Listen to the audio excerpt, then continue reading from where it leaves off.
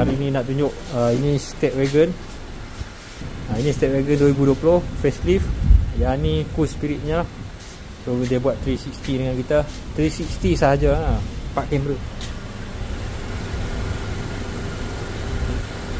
Depan, ni belakang ni kita letak dia dalam casing lah. So dia tak senang kena kacau ke apa. Memang duduk terletak elok lah. Tu. Right. Cermin pun dah mungkin lah. Nampak? Belakang ni dia tempat asal, tapi tukar kamera lah. Kamera asal tukar. Buka. Ni kamera ni pun duduk dalam casing elok. Okay, cara guna dia sama yang macam sebelum-sebelum ni aku buat. So dia guna balik original ini, tak tukar. Ini Geddes ori. So kalau nak guna dia first kali, kereta ni tak ada sensor lah. Kita kena reverse lah. Reverse. Okay, ni view reverse lah. So kalau tengok, kalau aku reverse, tu line gerak lah. Okay.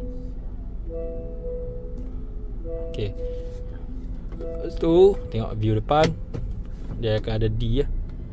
Ni hujan lah, air hujan. Tengok ada D. Kita tengok lah line merah tu kalau dekat. Senang lah nak parking. Okay, kamera pun wide angle lah. Okay, lagi macam mana nak onkan dia. Bila D, kita bagi signal kiri, kena drive lah. Drive 20 ke bawah, 20 ke bawah, 30 ke bawah. Baru dia ada gambar view kiri macam ni. Okay, dalam tu lah.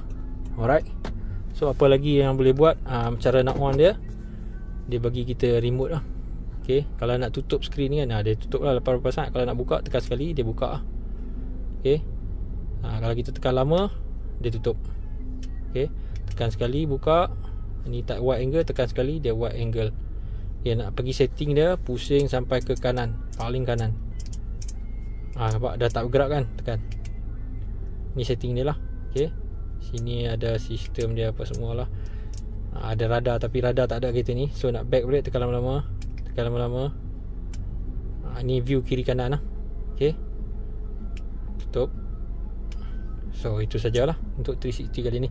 Ini pakai double tip, pakai bateri bulat. Biasa orang letak kat mana? Kat sini, kat sini, ataupun kat sini. Macam tu lah. Mana yang senang untuk dia lah.